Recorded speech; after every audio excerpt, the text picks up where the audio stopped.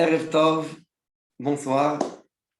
C'est un plaisir de retrouver la communauté de Montréal en ces jours de Pessah et en préparation à Acharon Shel Pessah, le dernier jour de Pessah, durant lequel on célèbre la venue de Mashiach, on attend la venue de Mashiach. Et durant cette journée, on s'assoit tout autour de la table pour célébrer Seudat Mashiach, ce fameux repas de Mashiach duquel nous allons parler ce soir. Il était une fois un grand maître du nom de Rabbi Menachem Mendel de Vitebsk. C'était un élève du Maggid de Mezrich, qui était lui-même le successeur du Baal Shem Tov.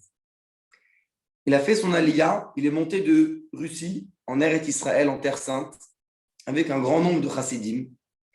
Alors qu'il était une fois assis à Yerushalayim avec ses élèves, quelqu'un rentre dans la salle et dit « Rabbi, Mashiach est arrivé !»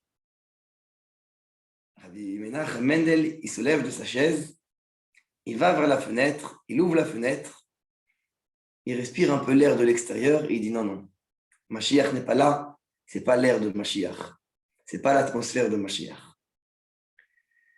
Le Rabbi, une fois, a raconté cette histoire et a posé une question simple.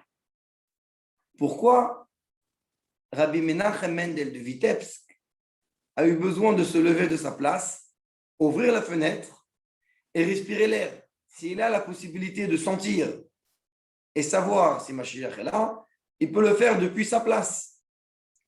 Et la réponse est que dans la maison de ce rabbi, de ce maître, autour de sa table, il y avait déjà l'odeur de Mashiach. On vivait déjà avec Mashiach.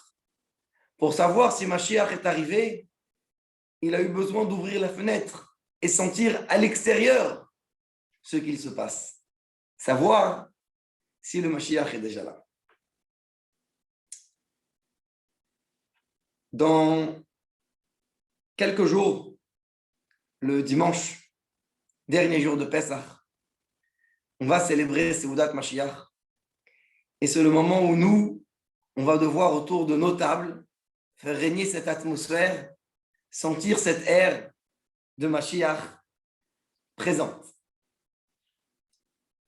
On va essayer ce soir ensemble de comprendre le sens de Seudat Mashiach, de ce repas de Mashiach, comprendre le sens de la venue de Mashiach, comprendre pourquoi aujourd'hui, plus que jamais, c'est le moment de la venue de Mashiach, et parler de l'obscurité qui précède la lumière. Dans les paroles de nos sages, la génération avant la venue de Mashiach se nomme Ikveta de Meshicha, le talon de Mashiach. Le talon parce qu'on entend déjà les pas de Mashiach, mais le talon aussi c'est la partie la plus basse du corps, la moins sensible du corps. Et cette génération-là, ce moment-là, ces dizaines d'années qui précèdent la venue de Mashiach, sont des années, un moment dans lequel existe un paradoxe. D'un côté, on va atteindre un niveau spirituel très élevé, puisque au travers des générations, la Torah elle est dévoilée, et développée et expliquée. Donc on va arriver à un moment où il y aura une quantité d'explications de Torah accessibles à tous. Il y aura des dévoilements des secrets de la Torah, comme on voit depuis le Baal Shem Tov, avec l'enseignement de la Chassidut. Donc il va y avoir des qualités énormes dans cette génération. D'un autre côté, on retrouve dans les paroles des sages que les moments avant la venue de Mashiach sont des moments difficiles, comparés à Chevle Leda, les difficultés de l'accouchement, qui précèdent l'accouchement.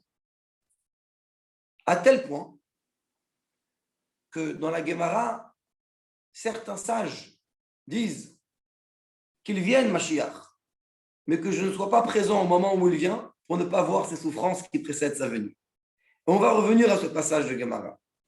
Mais d'abord, il y a ici une question essentielle. Pourquoi, avant la venue de Mashiach, il y a ces moments difficiles? Apparemment, plus on s'approche de Mashiach, plus la lumière doit commencer à éclairer Un prisonnier, lorsqu'il est à la fin de son moment de détention, on ne va pas les derniers jours de prison lui rendre la tâche encore plus dure.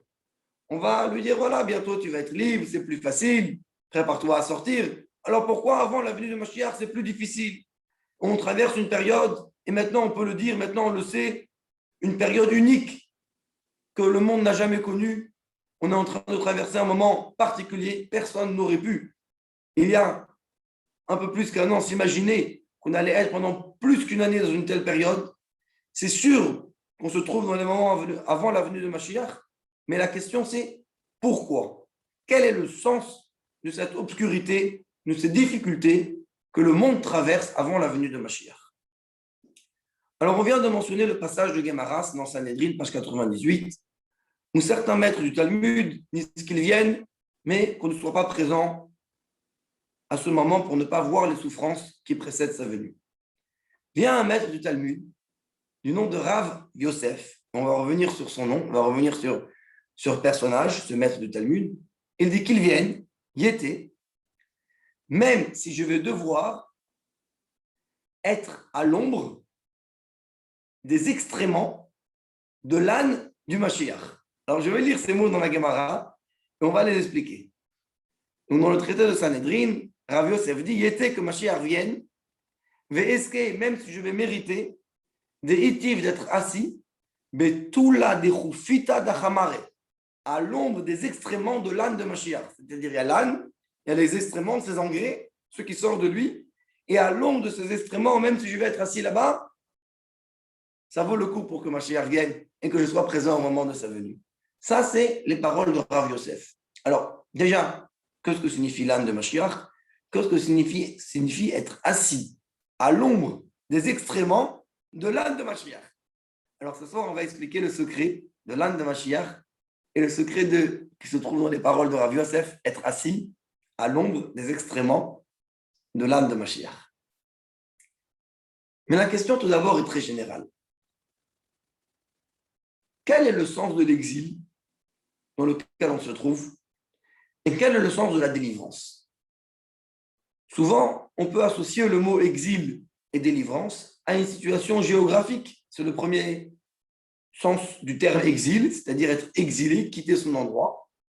Et délivrance, la libération, c'est revenir à sa terre.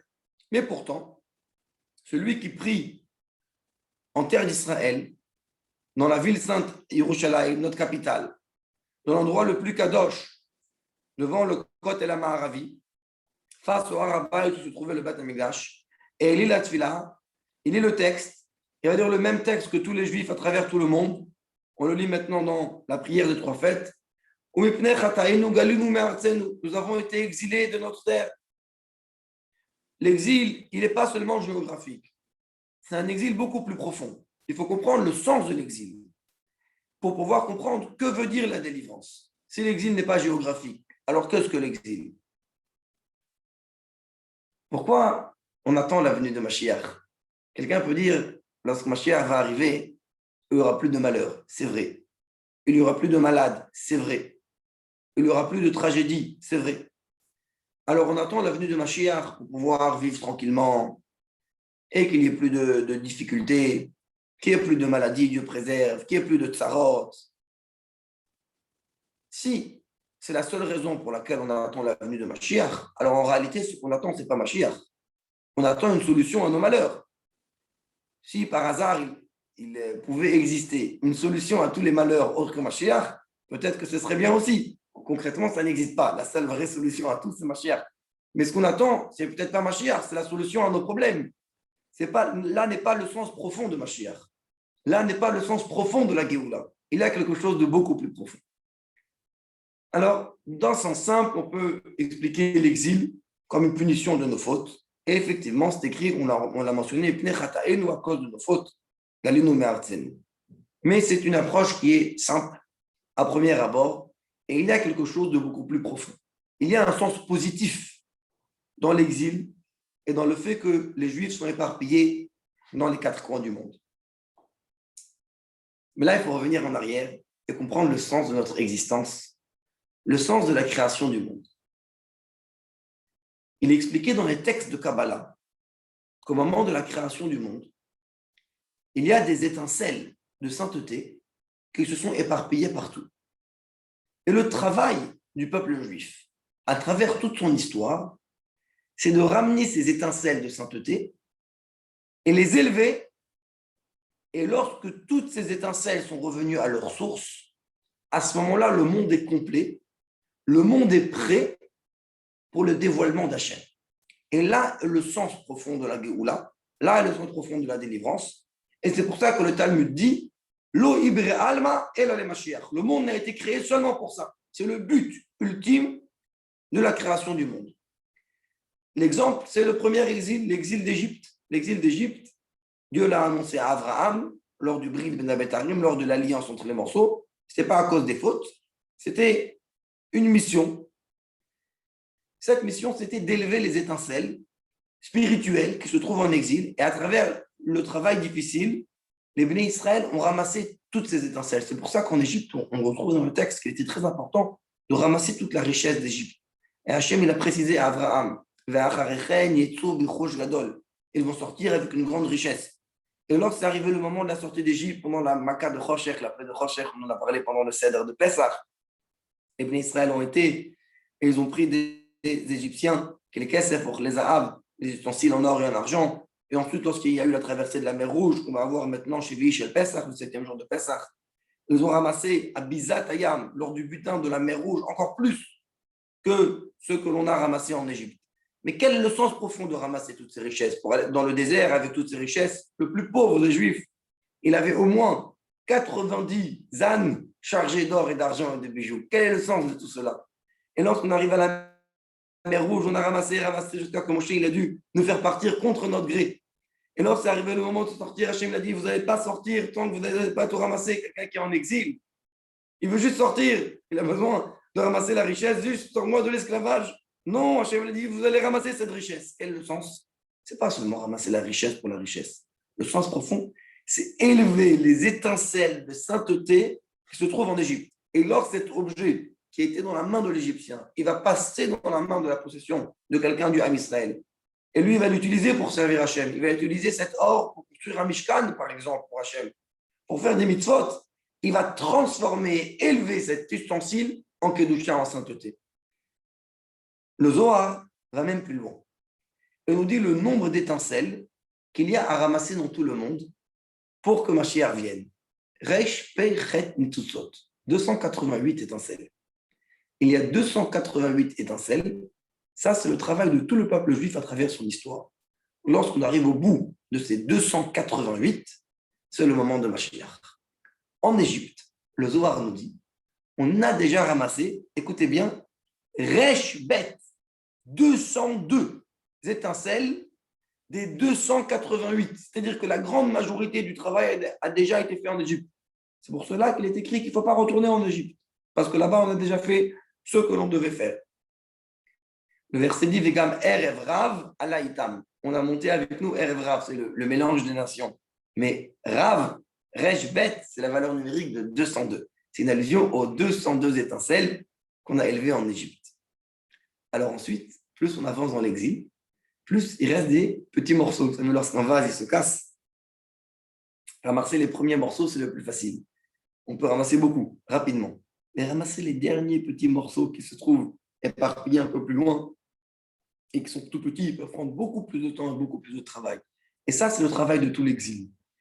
Et là, on arrive à quelque chose de formidable, auquel on ne pense pas souvent.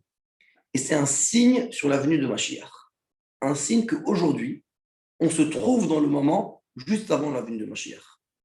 Jamais, dans l'histoire du peuple juif, le peuple juif a été éparpillé en exil comme aujourd'hui. À travers l'histoire, les Juifs exilés étaient concentrés dans quelques pays, dans quelques régions, dans quelques grandes villes, mais pas dans les contrées très lointaines, dans les pays les plus repoussés. Aujourd'hui, on retrouve des endroits de Torah, on va retrouver des endroits de mitzvot, on va retrouver des endroits où on accomplit, on va chercher chaque Juif dans les 4 coins du monde.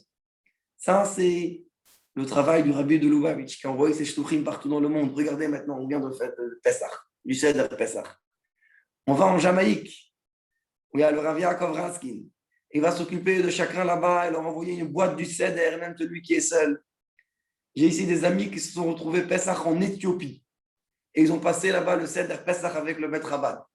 Et comme ça, dans chaque endroit dans le monde, il y a des endroits de Torah et Mitzvot. Jamais dans l'histoire du peuple juif, il y a eu autant d'endroits éparpillés dans le monde comme aujourd'hui. Et ça, c'est le plus grand signe sur la venue de Mashiach. C'est-à-dire qu'on a maintenant ramassé les étincelles qui se trouvent partout.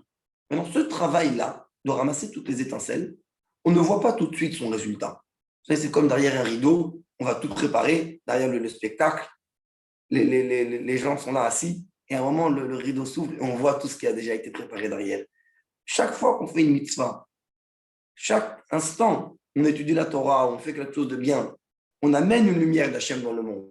Cette lumière-là, on ne la voit pas. Mashiach, c'est rien de nouveau. C'est l'ouverture du rideau. Et c'est le moment où on va voir le travail qui a été accompli par tous les bénis Israël à travers toute notre histoire. Alors nous, peut-être aujourd'hui, nous sommes des nains comparés aux géants qui existaient auparavant. Mais Mashiach ne vient pas seulement par notre mérite. Il vient par le mérite. C'est une accumulation de tout ce travail. Les Chachamim donnent sur cela un exemple. Que le nain, parfois, il peut voir moins que le géant. C'est s'il monte sur les épaules du géant. Or, nous, on est les nains, notre génération, mais sur les épaules des géants, de toutes les générations avant, qui ont parfois donné leur vie pour rester juifs, pour garder le judaïsme. Quand on va passer toute l'histoire du peuple juif de l'Égypte, aux Grecs, aux Romains, en Espagne, les pogroms, la Shoah, toutes ces difficultés, tous ces gens qui ont été tués, Al-Kiddush Hashem parce qu'ils sont juifs. Et nous, on est là, on continue à garder cette flamme du judaïsme. On continue à faire la Torah et Mitzvot. Toutes nos petites actions s'accumulent sous tous ces énormes mérites qui nous ont précédés et on arrive à ramasser les derniers morceaux. Alors, tous ces morceaux, nous, on n'a pas de façon à savoir quand on les ramasse, comment on les ramasse, etc. Les tzadikim peuvent le voir. Figurez-vous que lorsqu'on est rentré dans le dernier quart du 6e millénaire, j'explique. Le monde est comparé en 6 millénaires. Maintenant, on est dans l'année 5781. Donc, on est déjà dans le 6e millénaire, parce que de 0 à 1000, c'est le premier. De 5000 à 6000, c'est le 6e. Le 6e millénaire, c'est, comme les Chachamim disent, le millénaire où Mashiach vient. Le dernier quart, c'est le dernier quart du vendredi quand on reçoit déjà le Shabbat. C'est à partir de l'an 5750. On est déjà depuis longtemps. On est déjà à 5781. Il y a déjà 31 ans. Plus de 30 ans qu'on est rentré dans le dernier quart. Lorsqu'on est rentré dans le dernier quart de ce 6e millénaire, le Rabbi a expliqué que le monde maintenant est à une situation où on se prépare à Mashiach. Il y a eu des miracles à ce moment-là. Il y a eu la guerre du Golfe, lorsque tous les missiles sont tombés sur Israël. Les gens étaient avec des masques à gaz. À ce moment-là, il y a eu le Midrash, il y a le Kuchimoni, qui décrit exactement cette guerre comme un signe qui précède la venue de Mashiach. Mes enfants, n'ayez pas peur, Mashiach dit. C'est le moment de la délivrance qui arrive. C'était ça le message pendant ce moment-là. Il y a eu le miracle de l'URSS qui s'est écroulé. Ces Juifs qui sont montés en Israël. C'est une préparation au kibbutz Galiot, aux Juifs qui vont revenir avec Mashiach Tzidkenu. À ce moment-là, dans ces années-là, il y a environ 30 ans, le Rabbi a dit que tout le travail de ramasser les étincelles a déjà été fait. C'est-à-dire que les 288 étincelles de Kedusha, qui sont expliquées dans le Zohar comme nécessaires pour la venue de Mashiach, à travers le travail des bénis Israël de toutes les générations, il a déjà été accompli.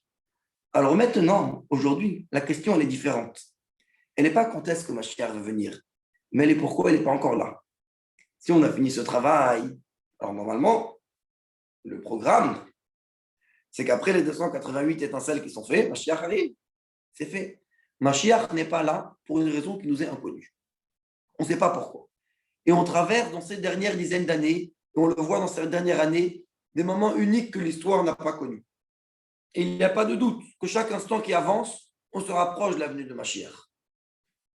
Maintenant, une fois qu'on comprend que ce qu'est l'exil, l'exil, ce n'est pas seulement une punition, c'est une mission. C'est aller ramasser les étincelles de Kedusha.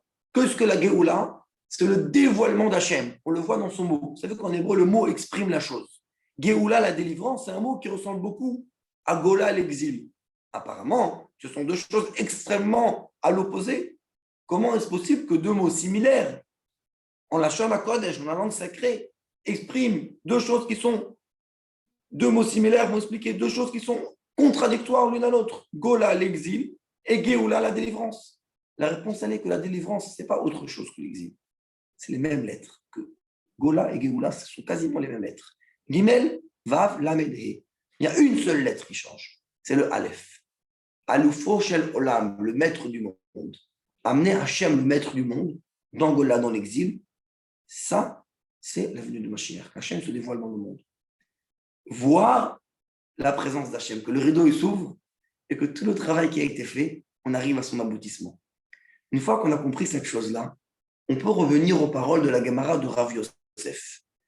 Rav Yosef, qui a dit, je veux être là quand Mashiach vient, même si je vais être assis à l'ombre des excréments de l'âne de Mashiach. Alors d'abord, qui est Rav Yosef? Rav Yosef dit qu'il vienne, je veux le voir, il dit au sujet de Mashiach. Pourquoi le voir? Rav Yosef était aveugle.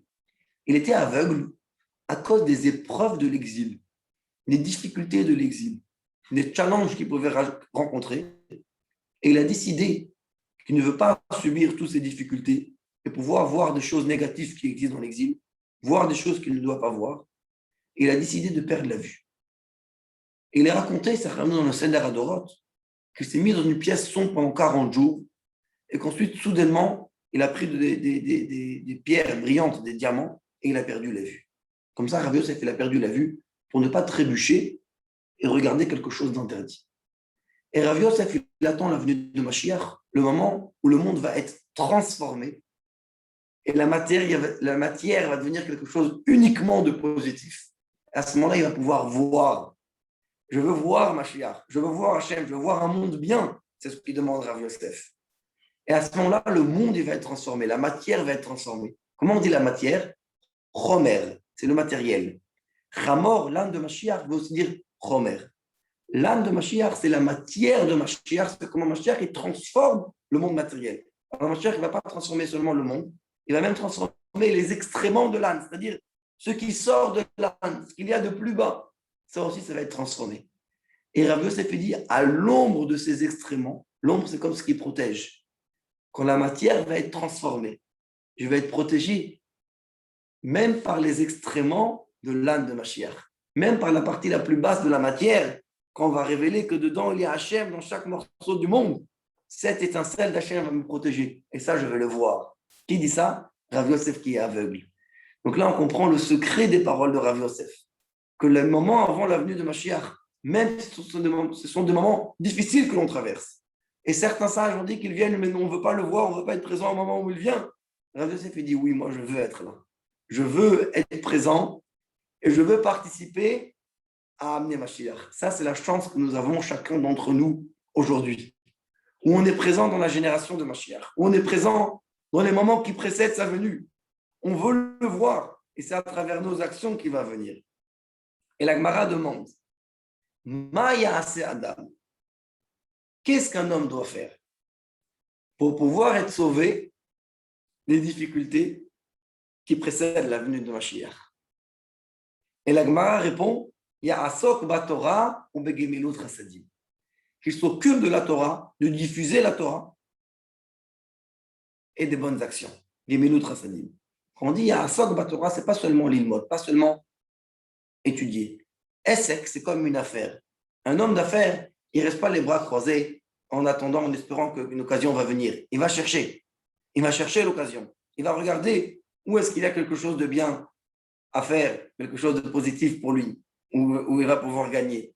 Essek à Torah veut dire de diffuser la Torah. Gemilut chasadim, c'est essentiellement la mitzvah de la tzedaka, c'est la bonté. C'est la mitzvah, il est expliqué dans le Tanya, essentielle pour la génération avant la venue de Mashiach. Notre génération, on est comme des nains comparé aux générations précédentes. Il y avait des grands, les maîtres de la Mishnah, les maîtres du Talmud, les Rishonim. Ce sont des grands maîtres, c'était des grands maîtres en Torah. Nous, à côté d'eux, nous sommes tout petits. Mais chez nous, l'essentiel, c'est l'action concrète. Et essentiellement l'action de la tzedaka. Lorsque quelqu'un donne la tzedaka, il transforme tout ce qui lui appartient. Pourquoi? C'est expliqué dans Yeret HaKodesh que lorsque quelqu'un va travailler dur, et grâce à cela, il va gagner sa vie, et il va prendre Maaser, un dixième, ou même plus, il peut donner Chomesh, un cinquième, ou même plus, Kol Asher Leish, Yiten Dan Nafsho. Tout ce qu'il a, il va donner pour vivre. Quelqu'un que Chaz Veshalom, il est en danger, il va donner tout ce qu'il a pour pouvoir vivre. La même chose, quand on donne la tzedaka, on aide avec tout ce qui est en notre possibilité. On prend notre travail, on prend notre vie, on prend notre effort et on le donne pour Hachem. On le donne à la tzedaka. C'est comme on a dit, utiliser l'argent qu'on a ramassé de Mitzrayim pour construire un Mishkan pour Hachem. La même chose que c'est à travers ce travail-là où ils sont sortis d'Égypte. Nous, c'est ce travail aujourd'hui qui nous fait sortir de cet exil. Yedola tzedaka, chez Mekarev et Tetageroula, la tzedaka, c'est l'action essentielle qui ramène la venue de Mashiach. Le Zohar explique, et ça ramène dans le Keli Yakar, que le moment avant la venue de Mashiach, c'est comme l'obscurité avant le lever du soleil, c'est l'obscurité la plus forte. C'est comme l'hiver avant que vienne la saison du printemps, où il va se renforcer. C'est comme la Gemara ramène que Hachem va faire la shrita en Yetzirah. Et l'animal, lorsqu'on lui fait la shrita, les derniers instants, il se débat. L'impureté dans le monde, la klipa, les forces du mal vont arriver à leur fin. Très bientôt, Mashiach arrive. Or, les derniers instants, le mal essaye de bouger encore, voir qu'est-ce qu'il peut faire. C'est pour ça qu'on vit dans un monde où il y a d'un côté beaucoup de mal. En un clic, on peut arriver dans un endroit mauvais, on peut arriver dans un cours de Torah, on peut faire des mitzvot, on peut atteindre un autre juif. Donc, on a cette génération de paradoxes où d'un côté, on a une grande abondance. Jamais dans toute l'histoire de l'exil, le peuple juif a vécu aussi bien, matériellement et spirituellement que l'on est aujourd'hui. Il y a beaucoup de choses positives autour de nous. Il faut regarder les choses positives et remercier Hachem. D'un autre côté, on traverse une année particulière. Il y a des difficultés particulières. Il y a des gens qui souffrent. Il y a, des gens qui nous ont quittés. Et on pense à tout cela. Et on sait que ce paradoxe du bien et du mal, c'est exactement l'ingrédient qui est écrit dans les paroles de nos Chachamim avant la venue de Mashiach. À ce moment-là va venir le moment, c'est écrit Bayom Aou Itzaka B'Shofar Gadol. On va entendre le son du grand shofar. Ou Baou, ils vont venir à Ovdim Ve'eretz Ashur, ceux qui sont perdus dans la terre de Ashur, Assyrie, la Syrie, Ve'anidachim Ve'eretz Mitzrayim, et ceux qui sont repoussés en Égypte. Pourquoi on donne ces deux contrées comme exemple du retour des exilés de Ashur et de Mitzrayim? Il est expliqué dans la Chassidoute quelque chose de formidable. C'est que dans l'exil, on peut se noyer spirituellement de deux façons. Ou par Ashur, ou par Mitzrayim. Ashur vient du mot Osher, les plaisirs. Les plaisirs de l'exil, les plaisirs du monde, de la matérialité. Et Chaz Shalom, nous, avec ces plaisirs, on peut être tenté pas par pas à se détacher de la Kadosh Baruch Hu. On peut être à Ovdim Be'eretz Ashur, être perdu dans les terres du plaisir, de l'abondance, du Osher, de cette largesse. Et il y a aussi Ve'anidachim Be'eretz Mitzrayim. Mitzrayim, c'est l'Égypte, c'est Metzar, c'est l'étroitesse. La difficulté, la douleur, le malheur, l'étroitesse, quelque chose de difficile qu'on traverse. Ça aussi, ça peut Chaz Shalom nous enfoncer. Alors, on peut tomber dans l'exil par deux façons, par Eretz Ashur et par Eretz Mitzrayim. Mashiach, il va ramener ceux qui sont perdus, Be'eretz Ashur ou Be'eretz Mitzrayim. Et ça, c'est le sens de ce repas que l'on va faire dimanche, le dernier jour de Pessah. Le début de Pessah, on célèbre la sortie d'Égypte, il y a 3333 ans. Le dernier jour de Pessah, on célèbre la venue de Mashiach qui est imminente, qui est le présent. Espérons que déjà avant Acharon Pessah, Mashiach, il est déjà là. Mais ce qu'il faut prendre comme décision maintenant, c'est que dans les derniers moments, durant la fête de Pessah, avant la Mimouna qui est après Pessah, pendant la fête de Pessah, on va faire comme le Baal Shem Tov nous a enseigné. On va se rassembler dans les derniers instants de la fête de Pessah. On va faire le motzi pour manger la matzah. On va boire 4 coupes de vin, comme c'est ramené qu'il y a 4 coupes de vin de la venue de Mashiach. Et on va parler à sa famille de la venue de Mashiach. On va chanter des chants de Mashiach. On va chanter chez Banebet Amigdash, des chants joyeux. Et on va raconter à notre famille, à nos amis, on va parler ensemble de l'importance de la venue de Mashiach. On va raconter quelque chose. On va voir que ce qu'on peut faire encore une mitzvah en plus pour faire pencher la balance et amener tout le monde et monter sur les épaules du géant et voir un peu plus loin et voir le dévoilement d'Akadosh Baruch Hu. Espérons que c'est à travers cette décision que l'on prend maintenant, que dimanche qui arrive, on va tous célébrer la Seudat Mashiach. Et ce ne sera pas seulement une Seudat Mashiach où on va prier pour la venue de Mashiach, mais espérons que ce soit déjà Seudat Mashiach, avec Mashiach qui sera présent parmi nous. Bimera, Amen. Amen.